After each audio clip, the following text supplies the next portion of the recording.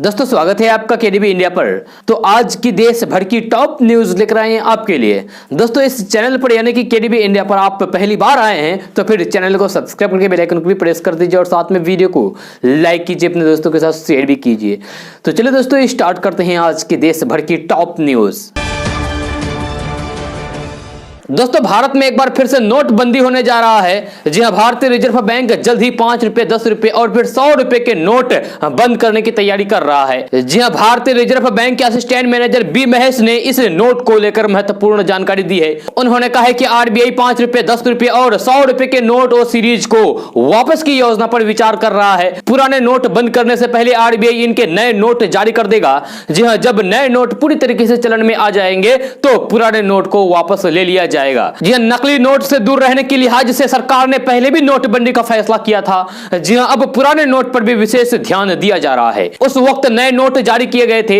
नए नोटों का बाजार में चलन भी तेजी से बढ़ रहा है। जी हां, आरबीआई पुराने नोट बंद करने से पहले लोगों को मौका देगी कि उन्हें बैंक में जमा कर लें। जी हां, पैसा आपके अकाउंट में जमा कर दिया जाएगा। इस तरीके से पुराने नोट आसानी से नए नोटों में बदल जाएंगे। जी हां, खबर है कि आरबीआई 10 रुपए के सिक्के को लेकर भी ज्यादा सजग है और जागरूकता अभियान चलाने पर विशेष ध्यान दे रहा है। दोस्तों कोरोना काल में हो रहे गणतंत्र दिवस समारोह के दौरान इस बार कई बदलाव नजर आएंगे। जी हां, दिल्ली के परेड में सैन्य शक्ति के प्रदर्शन के दौरान एक और कुछ नई चीजें देखने को मिलेगी। वहीं कुछ परिवर्तनों की वजह से कई चीजें नहीं नजर आएगी। फ्रांस से खरीदे गए और पिछले साल सितंबर में भारतीय वायुसेना में शामिल किए गए राफेल लड़ाकू जेट पहली बार परेड में भाग लेंगे। जी हां, परेड में पहली बार महिला फाइटर पायलट की भागीदारी नजर आएगी। भारत की पहली महिला फाइटर पायलटों में से एक पायलट लेफ्टिनेंट भावना कंठ भारतीय वायुसेना की उस झांकी का हिस्सा होगी जिसमें हल्के लड़ाकू विमान, हल्के लड़ाकू हेलीकॉप्टर और सुखोई 30 लड़ाकू विमानों का प्रदर्शन किया जाएगा। परेड में बांग्लादेश सशस्त्र बलों की एक टुकड़ी जिसमें 122 सैनिक शामिल है वो भी भाग लेगी। जी हां, इससे पहले 2016 में फ्रांस और 2017 में यूएई गणतंत्र दिवस परेड में भाग ले चुके हैं। इस बार परेड में दर्शकों की संख्या भी सीमित रहेगी। जी हां, इसे 1.5 लाख से घटाकर 25,000 तक कर दिया गया है। मीडिया कर्मियों की संख्या भी 300 से घटाकर 200 कर दी गई है। दोस्तों किसानों के समर्थन में और कृषि कानूनों के विरोध में समाज सेवी अन्ना हजारे अनशन करेंगे। जी हां, 30 जनवरी को अन्ना हजारे ने अनशन करने का ऐलान कर दिया है। अनशन के लिए अन्ना हजारे ना तो किसानों के साथ सिंगू बॉर्डर पर होंगे और ना ही दिल्ली, मुंबई या फिर किसी बड़े शहरों को उन्होंने इस बार अपना ठिकाना बनाया है। जी हां, बल्कि अपने गांव रालेगन सिद्धि में ही वे अनशन पर बैठेंगे। जी हां, महाराष्ट्र के अहमदनगर जिले का उनका गांव रालेगन सिद्धि कई मायनों में खास है।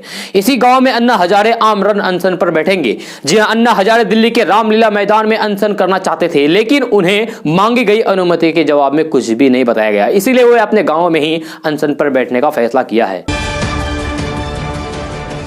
दोस्तों नेताजी सुभाष चंद्र बोस की 125वीं जयंती पर कोलकाता के विक्टोरिया मेमोरियल हॉल में आयोजित पराक्रम दिवस को संबोधित करते हुए प्रधानमंत्री नरेंद्र मोदी ने कहा है कि एलएसी से एलओसी तक दुनिया सशक्त भारत देख रही है। आज यदि नेताजी सुभाष चंद्र बोस जीवित होते तो उन्हें अपने देश पर कितना गर्व होता। प्रधानमंत्री नरेंद्र मोदी ने कहा है कि द्वितीय विश्व युद्ध के दौरान जब आजाद हिंद फौज की सहयोग देने वाले देशों ने सरेंडर कर दिया तब नेताजी ने कहा था कि उन्होंने सरेंडर किया होगा। हमने सरेंडर नहीं किया, हम अपने की प्राप्त तक लड़ते रहेंगे और आजादी लेकर रहेंगे। मोदी ने कहा है कि नेताजी के उसी सपनों को हमें साकार करना है। नेताजी सुभाष चंद्र बोस ने कहा था कि हमें एक काम करना है, देश को आजाद करना है। आज हमें भी एक काम करना है, नेताजी के सपनों को पूरा करने के लिए आत्मनिर्भर भारत बनाना है। इस उद्देश्य से देश का जन जन, हर क्षेत्र और देश का हर व्यक्ति जुड़ा हुआ है। केंद्र सरकार के 3 कृषि कानूनों के खिलाफ पिछले 1.5 महीने से आंदोलन कर रहे किसानों को गणतंत्र दिवस के मौके पर ट्रैक्टर मार्च की इजाजत मिल गई है। जी हां, किसान नेताओं ने दावा किया है कि दिल्ली पुलिस ने प्रदर्शनकारी किसान यूनियनों को 26 जनवरी को राष्ट्रीय राजधानी में ट्रैक्टर परेड निकालने की अनुमति दे दी है। वहीं दिल्ली पुलिस ने बताया कि प्रदर्शनकारी किसानों ने 26 जनवरी को प्रस्तावित ट्रैक्टर रैली के रूट के बारे में कुछ भी लिखित में नहीं दिया है। किसान प्रतिनिधियों और फिर पुलिस की बैठक के बाद योगेंद्र यादव ने कहा है कि 26 जनवरी किसान इस देश में पहली बार गणतंत्र दिवस परेड करेगा। जी हां, 5 दौर की बातचीत के बाद ये सारी बातें कबूल हो गई है। सारे बैरिकेड खुलेंगे, हम दिल्ली के अंदर जाएंगे और मार्च करेंगे। रूट के बारे में मोटे तौर पर सहमति बन गई है। दोस्तों, आधार कार्ड आज के दौर में हर किसी के लिए जरूरी बन गया है। जी हाँ, बच्चों का भी आधार कार्ड जरूर बनवाना चाहिए। अगर आपके बच्चे का भी आधार कार्ड नहीं बना है तो फिर कई कामों में रुकावट आ सकती है। जी हाँ, आज हम आपको बता रहे हैं कि बच्चों को आधार कार्ड के क्या फायदे हैं और इसके लिए कौन से दस्तावेज की जरूरत है। आधार कार्ड बच्चों के पहचान पत्र के तौर पर भी काम करेगा। जी हाँ, बच्चों का ना तो ड्राइविंग लाइसेंस बनता है और ना ही मतदाता पहचान पत्र, ऐसे में आधार ही उनका पहचान पत्र होता है। सरकारी संस्थानों में तो यह काम आएगा ही, निजी संस्थान भी इससे इनकार नहीं कर सकते। जी हां, स्कूल में भी अब एडमिशन के टाइप पर आधार नंबर मांगा जा रहा है। जिन बच्चों का आधार नहीं है उन्हें स्कूल एक तय समय में आधार कार्ड बनवाने का निर्देश दे रहे हैं। जी हां, सरकारी कार्यक्रमों, छात्रवृत्ति हासिल करने तक में आधार कार्ड बच्चों के बहुत काम आएगा। जी हां, बच्चों के बचत खाते के लिए भी आधार जरूरी है। बच्चों के लिए आधार के साथ पासपोर्ट भी सरकार द्वारा जारी पहचान पत्र के रूप में इस्तेमाल किया जा सकता है। जी हां, मगर देश में पासपोर्ट रखने वाले लोगों की संख्या काफी कम है। दोस्तों, भारतीय किसान यूनियन के नेता राकेश टिकैत ने शनिवार को कहा है कि 26 जनवरी को दिल्ली में होने वाली किसान परेड में उत्तर प्रदेश और उत्तराखंड से लगभग 25,000 ट्रैक्टर हिस्सा लेंगे। उन्होंने आरोप लगाया है कि दोनों प्रदेशों से निकलकर यूपी गेट की ओर बढ़ रही ट्रैक्टर ट्रॉलियों को विभिन्न जिलों में पुलिस द्वारा रोका जा रहा है, लेकिन किसान हर कीमत पर यहां पहुंचेंगे। राकेश टिकैत ने एक बयान में कहा है कि यूपी और उत्तराखंड से करीब 25,000 ट्रैक्टर यहां पहुंचेंगे और गणतंत्र दिवस के मौके पर ट्रैक्टर परेड निकाली जाएगी। जी हां, पश्चिमी उत्तर प्रदेश के जिलों के साथ ही अन्य जिलों में भी किसान ट्रैक्टर रैली निकालेंगे। बीकेयू के राष्ट्रीय प्रवक्ता ने कहा है कि किसी भी राजनीतिक व्यक्ति को इससे हिस्सा लेने की अनुमति नहीं होगी। दोस्तों, भारतीय जनता पार्टी के राष्ट्रीय प्रवक्ता शाहनवाज हुसैन ने कहा है कि किसानों का मसला बातचीत के जरिए ही हल होगा। प्रधानमंत्री नरेंद्र मोदी के दिल में किसानों के लिए बहुत इज्जत और सम्मान है। उम्मीद है कि जल्द किसान आंदोलन समाप्त होगा। शाहनवाज हुसैन कल देर शाम राजस्थान में अजमेर ख्वाजा साहब की दरगाह हाजिरी लगाने पहुंचे। जी हां, वे बिहार में एमएलसी बनने के बाद नई जिम्मेवारी मिलने पर गरीब नवाज का शुक्रिया अदा करने आए।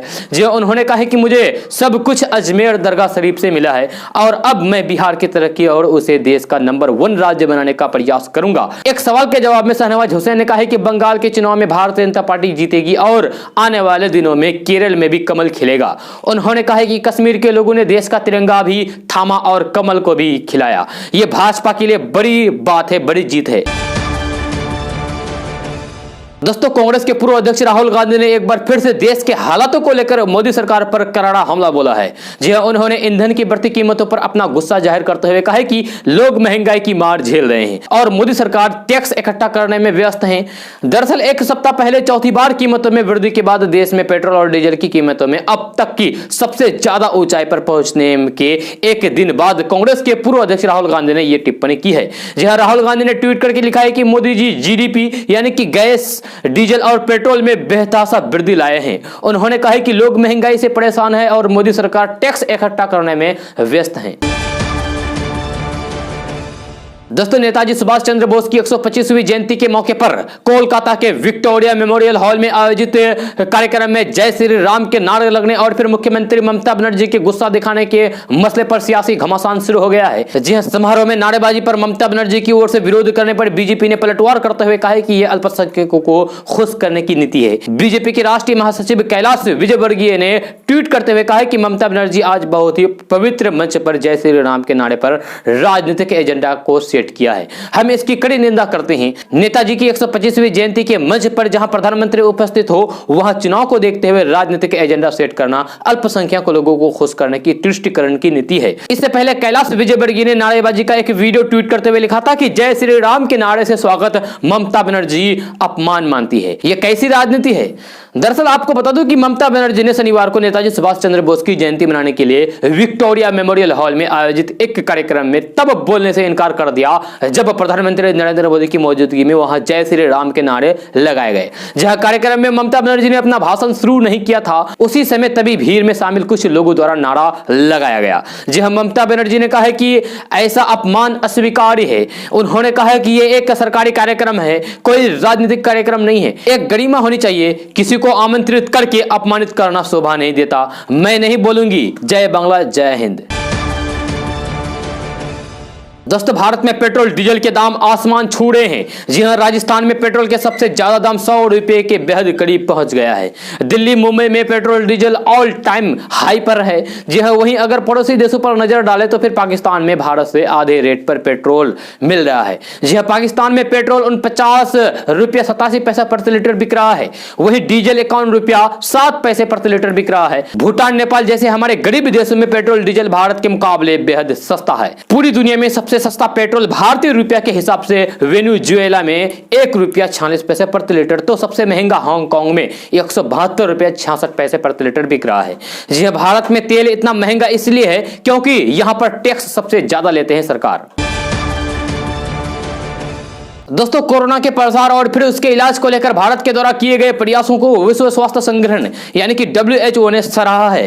यह WHO के महानिदेशक डॉक्टर टेड्रोस अधनोम ने भारत और प्रधानमंत्री नरेंद्र मोदी की तारीफ की है। दरअसल उन्होंने प्रधानमंत्री नरेंद्र मोदी को फोन करके कहा है कि भारत ने जिस तरीके से इस महामारी के खिलाफ वैश्विक स्तर पर अपना सपोर्ट दिया है वह वाकई काबिले तारीफ है। जी हाँ, उन्होंने प्रधानमंत्री नरेंद्र मोदी से कहा है कि क्या हम इस संक्रमण को रोक सकते हैं जिससे कि जीवन और मानवता को बचाया जा सके। दोस्तों कांग्रेस के पूर्व अध्यक्ष राहुल गांधी तमिलनाडु दौरे पर है। वहीं त्रिपुर में राहुल गांधी ने वादा किया है कि अगर वो सरकार में आते हैं तो जीएसटी में बदलाव करेंगे। जी हां, राहुल गांधी ने कहा है कि केंद्र की उनकी पार्टी में सरकार बनने पर वे माल एवं सेवा कर यानी कि जीएसटी को फिर से नया स्वरूप दिया जाएगा। राहुल गांधी ने कहा है कि कांग्रेस और यूपीए बहुत स्पष्ट है कि अगर हम सरकार में आए तो फिर हम जीएसटी में बदलाव करेंगे। हम आपको एक ऐसा जीएसटी देंगे जिसमें सिर्फ एक टैक्स होगा और वह कम से कम होगा। राहुल गांधी ने लघु और मझोले उद्योगों के प्रतिनिधियों के साथ संवाद में ये बातें कहा है। दोस्तों कोरोना काल में बंद भारतीय रेल नियमित यात्री सेवा अप्रैल से अपने पहले के रूप में आ सकती है। जी हां, साथ ही रेलवे नया टाइम टेबल भी लागू कर सकती है। जी हां, अभी रेलवे विशेष मेल एक्सप्रेस ट्रेन चला रहा है जो पूरी तरीके से आरक्षित श्रेणी की है।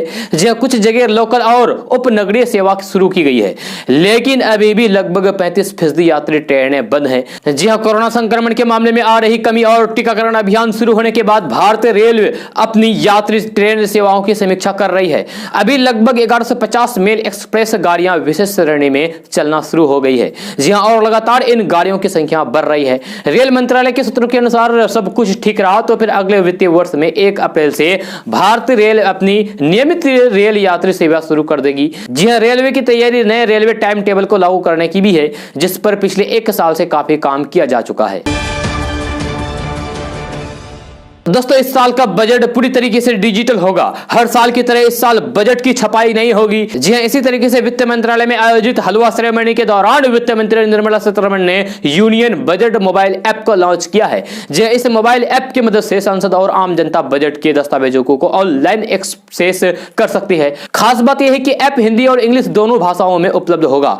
जी हां, इसके साथ ही इस ऐप पर बजट की जानकारी प्राप्त करने की प्रक्रिया काफी आसान और तेज होगी। दोस्तों केंद्र की बीजेपी सरकार पर कई लोगों और विपक्षी नेताओं द्वारा अक्सर यह आरोप लगाया जाता है कि वे अडानी अंबानी जैसे उद्योगपतियों के हित में काम करती है और सरकारी कंपनियों और संस्थानों का हित नहीं देखती है। किसान आंदोलन के दौरान भी किसानों और किसान नेताओं ने यह कहा है कि तीनों कृषि कानूनों किसानों के हित में नहीं है बल्कि उन्हें इसलिए लाया गया है ताकि सरकार इन उद्योगपतियों को लाभ पहुंचा सके। कांग्रेस नेता, टीवी पर्सनालिटी और पूर्व क्रिकेटर रह चुके नवजोत सिंह सिद्धू ने भी इस मुद्दे पर केंद्र सरकार की आलोचना की है। उन्होंने एक तस्वीर शेयर करते हुए लिखा है कि और कितने गिरोगी बीजेपी सरकार। तस्वीर नवजोत सिंह सिद्धू की है जिस पर निजी कंपनियों और सरकार कंपनियों की तुलना करते हुए लिखा गया है कि पेटीएम मुनाफे में है, एसबीआई गिर रहा है, रिलायंस डिफेंस मुनाफे में है, हाल डीआरडीओ गिर रहा है, अडानी मुनाफे में है, कोल इंडिया गिर रहा है, रिलायंस ऑयल मुनाफे में है, ओएनजीसी गिर रहा है।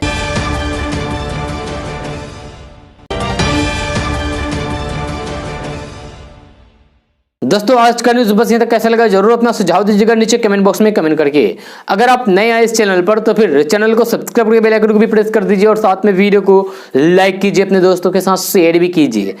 तो चलिए दोस्तों फिर मिलते हैं अगले वीडियो में। जय हिंद।